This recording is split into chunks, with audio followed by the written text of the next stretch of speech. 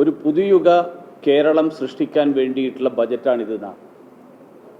പക്ഷേ ഈ പ്രസംഗം മുഴുവൻ കേട്ടുകഴിഞ്ഞപ്പോൾ, പ്രസംഗത്തിലെ പ്രഖ്യാപനങ്ങൾ മുഴുവൻ കേട്ടുകഴിഞ്ഞപ്പോൾ എനിക്ക് തോന്നിയത് ഈ പുതുയുഗ കേരളം ബജറ്റ് അവതരിപ്പിച്ച പേപ്പറിൽ അവസാനിക്കും. ബജറ്റ് അവതരിപ്പിച്ച കടലാസിൽ പുതുയുഗ കേരളം അവശേഷിക്കും. അതിനപ്പുറത്തേക്ക് ഒരു പുതുയുഗ കേരളവും സൃഷ്ടിക്കാൻ ഈ ബജറ്റിലെ പ്രഖ്യാപനങ്ങൾ ഉതകില്ല. കാരണം ധവളപത്രത്തിൽ മുഖ്യമന്ത്രി ധവളപത്രം അവതരിപ്പിച്ചുകൊണ്ട് പറഞ്ഞത് 5.07 ലക്ഷം കോടിയുടെ കടബാധ്യതയുള്ള സംസ്ഥാനമാണ് കേരളം. ട്രഷറി പ്രതിസന്ധി വളരെ രൂക്ഷമായിട്ട് തുടരുകയാണ്. കഴിഞ്ഞ വർഷം 2025 262 ദിവസം വേസ് ആൻഡ് മീൻസ് അഡ്വാൻസിലും 84 ദിവസം ഓവർ ഡ്രാഫ്റ്റിനെയും ആശ്രയിച്ചുകൊണ്ടാണ് ഈ കേരളം കടന്നുപോയത് എന്നാണ് മുഖ്യമന്ത്രി പറഞ്ഞത്. 87,012 കോടിയുടെ ബാധ്യതയുണ്ട് എന്ന് ബജറ്റ് പ്രസംഗം പറയുന്നു. അപ്പോൾ ഈ പറയുന്ന പദ്ധതികൾക്കുള്ള കോടികൾ എവിടെ നിന്ന് കിട്ടും? എങ്ങനെയാണ് വിഭവ സമാഹരണത്തിനുള്ള മാർഗം? അതിനെക്കുറിച്ച് ബജറ്റ് ഒന്നും പറയുന്നില്ല. എങ്ങനെയാണ് ഈ കടബാധ്യത വർഷാവർഷം കുറച്ചു കൊണ്ടുവരാൻ, അല്ലെങ്കിൽ 5 വർഷം കഴിയുമ്പോൾ കുറച്ചു കൊണ്ടുവരാൻ എന്തെങ്കിലും പദ്ധതി ഈ സർക്കാരിനുണ്ടോ എന്ന് സർക്കാർ ഈ ബജറ്റിൽ എവിടെയും പറയുന്നില്ല. പ്രഖ്യാപനങ്ങൾ ധാരാളം നടത്തിയിട്ടുണ്ട്. ഞാൻ കുറേ പ്രഖ്യാപനങ്ങൾ ശ്രീ ഗോപകുമാർജി ഇവിടെ പറഞ്ഞു. തിരുവനന്തപുരത്ത് 2ാമത്തെ മെഡിക്കൽ കോളേജ് വരും എന്നാണ് പ്രഖ്യാപിച്ചിരിക്കുന്നത്. ഞാൻ സ്വാഗതം ചെയ്യുന്നു. കാരണം ഇവിടെ ശ്രീ രാജീവ് ചന്ദ്രശേഖർജിയും ഞങ്ങൾ രണ്ടുപേരും തിരുവനന്തപുരം നഗരത്തിൽ നിന്നുള്ള MLA-മാരാണ്. പക്ഷേ ഈ ആദ്യത്തെ മെഡിക്കൽ കോളേജിൽ നിന്ന് നേരെയാക്കിയിട്ട് പോരെ അടുത്ത മെഡിക്കൽ കോളേജിനെ കുറിച്ച് ആലോചിക്കാൻ? ആദ്യത്തെ മെഡിക്കൽ കോളേജിൽ ഇപ്പോഴും ഒരു ബെഡിൽ 2 രോഗികൾ കിടക്കുന്നു, താഴെ ഒരു രോഗി കിടക്കുന്നു. അവിടെ ബെഡിൽ കിടപ്പ് രോഗികളായിട്ട് ഓപ്പറേഷൻ തിയേറ്ററിൽ ഓപ്പറേഷൻ കഴിഞ്ഞതിന് ശേഷമുള്ള പോസ്റ്റ് ഓപ്പറേഷൻ വാർഡിലുള്ള രോഗികൾക്ക് പ്രാഥമിക കൃത്യങ്ങൾ നിർവഹിക്കാനുള്ള ഒരു മറ പോലും ഇല്ലാത്ത സ്ഥിതിയാണ് തിരുവനന്തപുരം മെഡിക്കൽ കോളേജിലെ സ്ഥിതി. ഞാൻ കഴിഞ്ഞ ദിവസം അവിടുത്തെ 2-3 വാർഡുകളിൽ ഞാൻ നേരിട്ട് പോയി. ഒരു മറച്ചു വെക്കാനൊരു സാധനമില്ല. ബെഡ്ഷീറ്റ് എടുത്തിട്ട് കെട്ടിയിട്ടാണ് ആളുകൾ രാവിലത്തെ പ്രാഥമിക കൃത്യങ്ങൾ നിർവഹിക്കുന്നത്. ഈ സ്ഥിതിയിലൊരു മാറ്റം വരുത്താതെ 2ാമത്തെ ബജറ്റ് 2ാമത്തെ മെഡിക്കൽ കോളേജ് തുടങ്ങും എന്ന് പ്രഖ്യാപനം നടത്തിയാൽ ആ പ്രഖ്യാപനം എങ്ങനെ പ്രാവർത്തികമാകും എന്നുള്ളതാണ് ഉയരുന്ന ചോദ്യം. പനി പിടിച്ച മനുഷ്യർ മുഴുവൻ നിലത്ത് കിടക്കുകയാണ്. ഓപ്പറേഷൻ തിയേറ്ററിൽ സൗകര്യങ്ങളില്ല. അതിനു വേണ്ടിയിട്ട് രോഗികളിൽ നിന്ന് പണം വാങ്ങേണ്ടി വരുന്നു. ശസ്ത്രക്രിയ ഉപകരണങ്ങളില്ല. കത്തിപ്പോയ ICU വീണ്ടും പഴയ സ്ഥിതിയിലേക്ക് മാറ്റിയിട്ടില്ല. ഇപ്പോഴും ICU കത്തിപ്പോയി. 5-6 രോഗികൾ ആ കാലത്ത് മരിച്ചു. ഒരുപക്ഷെ ICU തീപിടുത്തം കേരളത്തിൽ ഈ അടുത്ത കാലത്തൊന്നും എൻ്റെ ഓർമ്മയിലില്ല. ICU അകത്ത് തീപിടിക്കുന്ന സ്ഥിതി. ഇതാണ് തിരുവനന്തപുരം മെഡിക്കൽ കോളേജിലെ നിലവിലുള്ള മെഡിക്കൽ കോളേജിലെ സ്ഥിതി. ആ സ്ഥിതിയിൽ മാറ്റം വരുത്താതെ 2ാമത്തെ മെഡിക്കൽ കോളേജ് എന്ന് പറയുന്നതിൽ എന്ത് ഈ പ്രഖ്യാപനത്തിൽ അർത്ഥമുണ്ട്? ശബരിമല തിരുപ്പതി മോഡൽ വികസനം പ്രഖ്യാപിച്ചു. ശബരിമല വികസനത്തിൻ്റെ അടിസ്ഥാനം മാസ്റ്റർ പ്ലാനാണ്. Sabarimala master plan. ആ മാസ്റ്റർ പ്ലാനിൽ എല്ലാ തവണയും ബജറ്റിൽ തുക വകയിരുത്താറുണ്ട്. പക്ഷേ അവസാനം ഒറ്റ പൈസ കൊടുക്കാറില്ല. കഴിഞ്ഞ തവണ ബാലഗോപാൽ വകയിരുത്തിയത് 27.6 കോടിയാണ്. കൊടുത്തത് 2 കോടിയാണ്. അപ്പോൾ ഈ സർക്കാർ ചെയ്യേണ്ടിയിരുന്നത് ഈ മാസ്റ്റർ പ്ലാനിനോടുള്ള സർക്കാരിൻ്റെ സമീപനം എന്താ? പഴയ മാസ്റ്റർ പ്ലാൻ അതേപടി നടപ്പിലാക്കുമോ? അതിൽ മാറ്റം വരുത്താൻ ഉദ്ദേശിക്കുന്നുണ്ടോ? അതെന്ത് മാറ്റമാണ് വരുത്താൻ ഉദ്ദേശിക്കുന്നത്? ഈ കാര്യങ്ങളെക്കുറിച്ചൊന്നും മിണ്ടുന്നില്ല. 895 കോടി രൂപ ജലവിതരണത്തിന് വേണ്ടിയിട്ട് ഈ ബജറ്റ് മാറ്റിവെക്കുന്നു.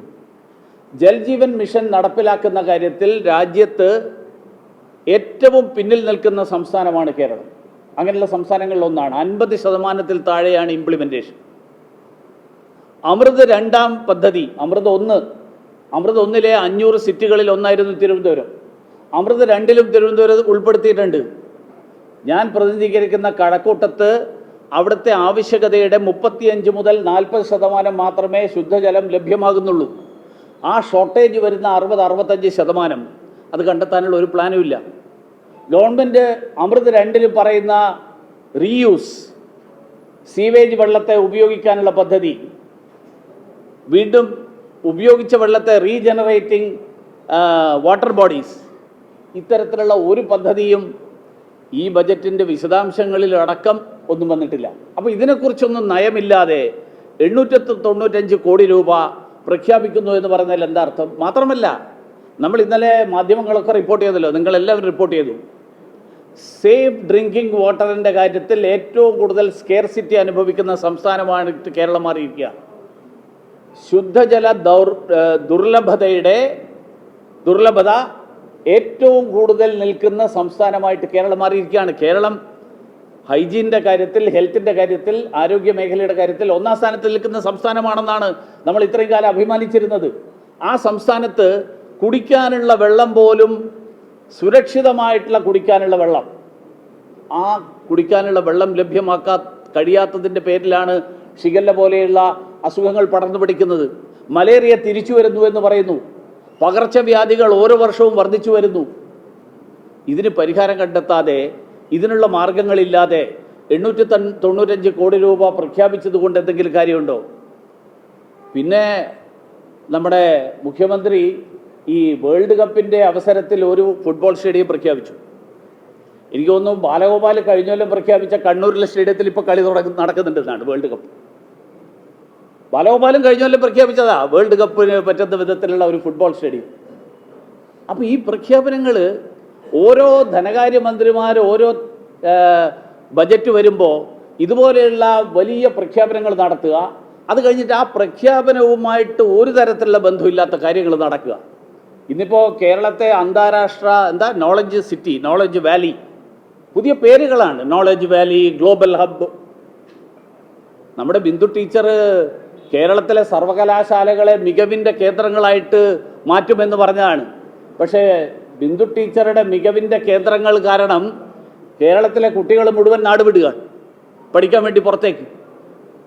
ഇതാണ് ഈ ബജറ്റ് പ്രഖ്യാപനവും അത് കഴിഞ്ഞിട്ടുള്ള പ്രാവർത്തികമാകുന്ന കാര്യവും, ഇത് രണ്ടും തമ്മിലുള്ള ഒരു തരത്തിലുള്ള ബന്ധവുമില്ലാത്ത സ്ഥിതി. ആ സ്ഥിതിയാണ് വരുന്നത്. ബി റാംജിയുടെ കാര്യത്തിൽ കേന്ദ്ര സർക്കാർ ചെയ്തിട്ടുള്ളത് തൊഴിൽ ദിവസങ്ങളുടെ എണ്ണം വർദ്ധിപ്പിച്ചു, 150 ദിവസമാക്കി. കൂലി വർദ്ധിപ്പിച്ചു, അതിനെക്കുറിച്ച് മിണ്ടുന്നില്ല. പകരം കേന്ദ്ര സർക്കാരിൻ്റെ തെറ്റായിട്ടുള്ള നയങ്ങൾ. 150 ദിവസമാക്കിയതാണോ തെറ്റ്? കൂലി വർദ്ധിപ്പിച്ചതാണോ തെറ്റ്? എന്താ തെറ്റ്? ഡയറക്റ്റ് ട്രാൻസ്ഫർ ആണോ തെറ്റ്? ഡയറക്റ്റ് ട്രാൻസ്ഫർ ആണ് ചെയ്തത്. കേന്ദ്ര സർക്കാരിൽ കോൺഗ്രസിൻ്റെ തന്നെ മന്ത്രിമാർ, അന്നത്തെ പ്രധാനമന്ത്രി തന്നെ പറഞ്ഞാണ്, ഞാൻ അയക്കുന്ന പൈസയിൽ 11 പൈസയെ നാട്ടിലേക്ക് എത്തുന്നുള്ളൂ അർഹതയുള്ള ആളുകൾക്ക്. ഇത് മുഴുവൻ പണവും നേരിട്ടെത്തുകയാണ്. അപ്പോൾ ഈ തരത്തിൽ ബാക്കി കാര്യങ്ങൾ മുഴുവൻ വിശദീകരിച്ചു. ഏതാണ്ട് ഒരു കാര്യം കൂടി എനിക്ക് പറയാനുണ്ട്. ഇന്നലെ PM ശ്രീ പദ്ധതിയുടെ കാര്യത്തിൽ ഇന്നലെ മുഖ്യമന്ത്രി ഒരു പ്രസ്താവന നടത്തി. മുഖ്യമന്ത്രി പറഞ്ഞത്, മുൻ സംസ്ഥാന സർക്കാർ കേന്ദ്ര സർക്കാരുമായിട്ട് പദ്ധതിക്ക് വേണ്ടിയിട്ടുള്ള ധാരണാപത്രം ഒപ്പുവെച്ചതിനെ തുടർന്ന് ആ ധാരണാപത്രത്തിൽ ഒപ്പുവെച്ചത് കൊണ്ട് PM ശ്രീ പദ്ധതിയിൽ തുടരേണ്ടി വരുമെങ്കിലും കേന്ദ്ര സർക്കാരിൻ്റെ ഇടപെടൽ അനുവദിക്കില്ല, സ്കൂളുകളുടെ തെരഞ്ഞെടുപ്പിൽ അനുവദിക്കില്ല. സ്കൂളുകളുടെ തെരഞ്ഞെടുപ്പൊന്നും കേന്ദ്ര സർക്കാരല്ല നടത്തുന്നത്. മുഖ്യമന്ത്രി അത്രയെങ്കിലും മനസ്സിലാക്കണമായിരുന്നു. സ്കൂളുകളുടെ തെരഞ്ഞെടുപ്പ് പൂർണ്ണമായും സംസ്ഥാനത്തിൻ്റെ ചുമതലയാണ്. സംസ്ഥാനത്തിൻ്റെ ചുമതലയുള്ള കാര്യത്തിൽ കേന്ദ്രത്തിൻ്റെ ഇടപെടൽ അനുവദിക്കില്ല എന്ന് പറയുന്ന പ്രഖ്യാപനം ആരെ കബളിപ്പിക്കാൻ വേണ്ടിയാ? മാത്രമല്ല, PM ശ്രീ പദ്ധതിയിൽ ഒപ്പുവെക്കുന്നതിൻ്റെ അർത്ഥം ദേശീയ വിദ്യാഭ്യാസ നയം പൂർണ്ണമായും നടപ്പിലാക്കാൻ സംസ്ഥാന സർക്കാർ തയ്യാറാണ് എന്നാണ് അതിൻ്റെ അർത്ഥം. അത് കഴിഞ്ഞിട്ട് ഈ പ്രഖ്യാപനം ഇന്നലെ മുൻ മുഖ്യമന്ത്രി പറഞ്ഞു എന്ന് കേട്ടു, ഞങ്ങൾ SSK ഫണ്ട് കിട്ടാൻ വേണ്ടിയിട്ട് ഒപ്പുവെച്ചതാണ്, അതിനപ്പുറം ഞങ്ങളൊന്നും നടത്താൻ ഉദ്ദേശിച്ചിരുന്നില്ല. അതുപോലെ മുഖ്യമന്ത്രി പദത്തിലിരുന്നു കൊണ്ട് ഈ നാട്ടിലെ, കാരണം ഒരു ഭരണഘടനാപരമായിട്ട് സത്യപ്രതിജ്ഞ ചെയ്ത് അധികാരം ഏറ്റെടുക്കുന്ന ഒരാൾ പറയാണ്, ഞാൻ ഈ ഒപ്പിടുന്നതിന് യാതൊരു അർത്ഥമില്ല, ഞാൻ വേറെ കാര്യത്തിന് വേണ്ടി ദുരുദ്ദേശപൂർവമായിട്ടാണ് ഞാൻ ഒപ്പുവെച്ചത് എന്ന് പറഞ്ഞാൽ ഈ മുഖ്യമന്ത്രിയായിട്ടിരുന്ന ആളുടെ വിശ്വാസ്യത എത്രയുണ്ട്? ഞാൻ ഒപ്പുവെച്ചത് ആ ഒപ്പുവെച്ച കാര്യങ്ങളുമായിട്ട് നീതി പുലർത്താനല്ല, പകരം കേന്ദ്ര സർക്കാരിനെയും ഈ രാജ്യത്തെ ജനങ്ങളെയും ഭരണഘടനയെയും അടക്കം കബളിപ്പിക്കാനാണ് എന്ന് പരസ്യമായിട്ടൊരു മുൻ മുഖ്യമന്ത്രി പറഞ്ഞു കഴിഞ്ഞാൽ ആ ഒപ്പുവെക്കുന്നതിന് എന്തർത്ഥമുണ്ട്?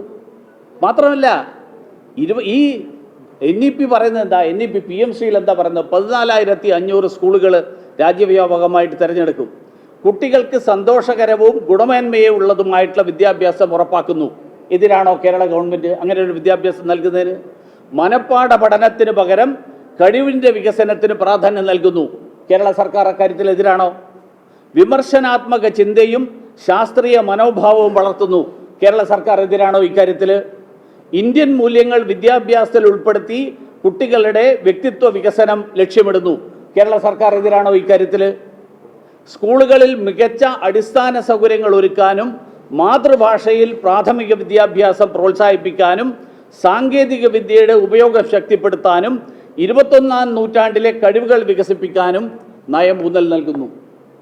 ഇതിലെതിരാണോ? ഇതിലേത് കാര്യത്തിലാണ് സംസ്ഥാന സർക്കാരിൻ്റെ എതിർപ്പ് എന്ന് മുഖ്യമന്ത്രി പറയണം. ഈ 5-6 കാര്യങ്ങളാണ് ഈ PMC പദ്ധതിയും NEPയുടെയും ലക്ഷ്യം.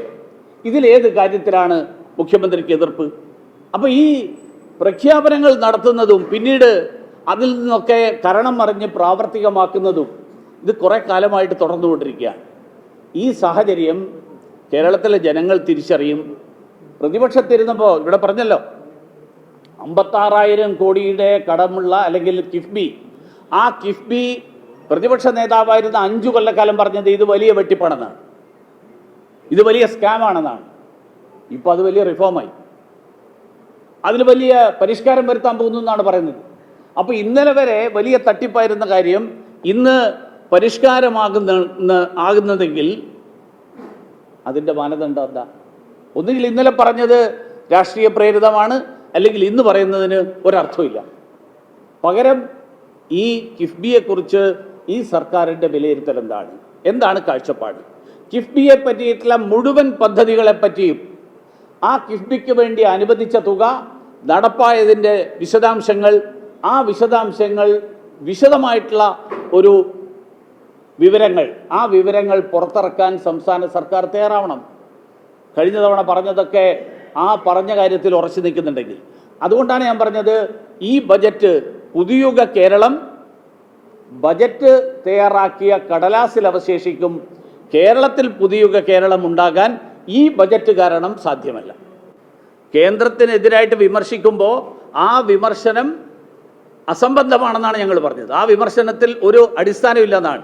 ഈ തവണയും കേന്ദ്രത്തിൻ്റെ ഫണ്ട് കുറഞ്ഞത് കാരണം 20,500 കോടി രൂപ ഞങ്ങളുടെ റിസോഴ്സസിൽ കുറവ് വരികയാണെന്നാണ് മുഖ്യമന്ത്രി പറഞ്ഞത്. അത് വിമർശനമല്ലേ?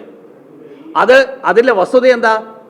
20,500 കോടി അവിടെ കിട്ടുമ്പോൾ 25,000 കോടി രൂപ പിരിച്ചെടുക്കാനുള്ളത് പിരിച്ചെടുക്കാതെ കുടിശ്ശികയായിട്ട് വെക്കുന്നു. മാത്രമല്ല കേന്ദ്ര പദ്ധതികൾ, ആ പദ്ധതികൾ ഒന്നും തന്നെ സ്വീകരിക്കാതെ 25,000 തൊട്ട് 30,000 കോടി രൂപ വരെ നഷ്ടപ്പെടുത്തുകയാണ് ഈ ബജറ്റ്. വിവിധ മേഖലകളിൽ കേന്ദ്ര സർക്കാർ പ്രഖ്യാപിച്ചിട്ടുള്ള നിരവധി കേന്ദ്ര പദ്ധതികൾ, ആ കേന്ദ്ര പദ്ധതികൾ സംസ്ഥാനം നടപ്പിലാക്കാൻ തീരുമാനമെടുത്തിരുന്നുവെങ്കിൽ ആ വഴിയിൽ 25,000 തൊട്ട് 30,000 വരെ കോടി രൂപ സംസ്ഥാന സർക്കാരിന് കിട്ടുമായിരുന്നു. സമുദ്രമേഖലയുടെ വികസനം, റോഡുകളുടെ വികസനം, PM ആയുഷ്മാൻ, പ്രധാനമന്ത്രി ആവാസ് യോജന, ഇതെല്ലാം ഇതാണ്. ഇപ്പോൾ പറഞ്ഞല്ലോ, ഏറ്റവും വലിയ ഈ ബജറ്റ് വാഗ്ദാനങ്ങളുടെ ലംഘനം തുടങ്ങിയിരിക്കുകയാണ്. 5 ഇന്ദിരാ ഗ്യാരണ്ടി എന്ന് പറയുന്ന ഗ്യാരണ്ടിയിൽ 3 ഇപ്പം തന്നെ ലംഘിച്ചു. ഉമ്മൻചാണ്ടി ആരോഗ്യ ഇൻഷുറൻസ് എന്ന് പറയുന്നത് ഒരു കുടുംബത്തിന് 25 ലക്ഷം കൊടുക്കുന്നാണ് പറഞ്ഞിരുന്നത്. കേരളത്തിലെ 90 ലക്ഷം കുടുംബങ്ങൾക്ക് വേണ്ടിയിട്ട് ആകെ വകയിരുത്തിയിരിക്കുന്നത് 10 കോടിയാണ്. എന്ന് പറഞ്ഞാൽ ഒരു കുടുംബത്തിന് 11 പൈസ. ഇതിനേക്കാൾ എന്ന് പറഞ്ഞാൽ ആദ്യത്തെ ബജറ്റ് വരുമ്പോൾ തന്നെ 3 ലംഘിച്ചിട്ടുണ്ടെങ്കിൽ അടുത്ത 2 കൊല്ലം കഴിയുമ്പോൾ ബാക്കിയുള്ള 2 സ്ഥിതി എന്താവും എന്നറിയാം. DA അരിയറിൽ കൊടുക്കാൻ ഒരു തീരുമാനമില്ല. ക്ഷേമ പെൻഷൻ 3000 രൂപ കൂട്ടുമെന്ന് പറഞ്ഞതിനെക്കുറിച്ച് ഒരു പ്രഖ്യാപനമില്ല. പക്ഷേ 100 കോടി തിയേറ്റർ പണിയാനുണ്ട്, ഫുട്ബോൾ സ്റ്റേഡിയം പണിയാനുമുണ്ട്. ഞങ്ങൾ ക്രിട്ടിക്കൽ മിനറൽസിൻ്റെ കാര്യത്തിൽ ഒരു തരത്തിലുള്ള സ്വകാര്യ നിക്ഷേപവും ഞങ്ങൾ പറഞ്ഞിട്ടില്ല. അതുകൊണ്ട് ഈ പറഞ്ഞ പ്രഖ്യാപനങ്ങൾ ക്രിട്ടിക്കൽ മിനറൽസ് മൈനിങ്ങിലുണ്ട്. പക്ഷേ ക്രിട്ടിക്കൽ മിനറൽസിൽ പാർലമെൻറ്റിൽ എനിക്ക് ഓർമ്മയുണ്ട്, രാജീവ് ജി ഞങ്ങൾ 2 പേരും രാജ്യസഭയിൽ ഇരുന്ന കാലത്താണ് ഈ ബില്ല് പാസ്സായത്. അന്ന് ഇത് സംബന്ധിച്ച് വിമർശനം ഉയർത്തിയിരുന്ന ആളുകളാണ് ഇപ്പോൾ കേരളത്തിൽ ഭരണത്തിലിരിക്കുന്നത്. അതുകൊണ്ട് ക്രിട്ടിക്കൽ മിനറൽസ് ഞങ്ങൾ ഒരു തരത്തിലും ഇന്ത്യയെ സംബന്ധിച്ചിടത്തോളം ഏറ്റവും പ്രാധാന്യമുള്ള ഒരു മേഖലയാണത്. ആ മേഖലയിൽ അത് സർക്കാരിൻ്റെ ഉടമസ്ഥത, ആ ഉടമസ്ഥതയിൽ ഒരു തരത്തിലുള്ള വിട്ടുവീഴ്ചയും ഞങ്ങൾ ചെയ്യാൻ തയ്യാറായിട്ടില്ല. കേന്ദ്ര സർക്കാരിൻ്റെ തലത്തിൽ കേരളം ഇപ്പോൾ മുഖ്യമന്ത്രി പ്രഖ്യാപിച്ച പല കാര്യങ്ങളും മുഖ്യമന്ത്രിക്ക് ഇന്ന് ഒരു പ്രഖ്യാപനം നടത്താനും ഒരു പ്രസ്താവന നടത്താനും വേണ്ടിയിട്ടല്ലാതെ അത് നടപ്പിലാക്കണമെന്നുള്ള ഉദ്ദേശത്തോടു കൂടിയാണ് പല പ്രഖ്യാപനങ്ങളും നടത്തിയത് എന്ന് എനിക്ക് തോന്നുന്നില്ല.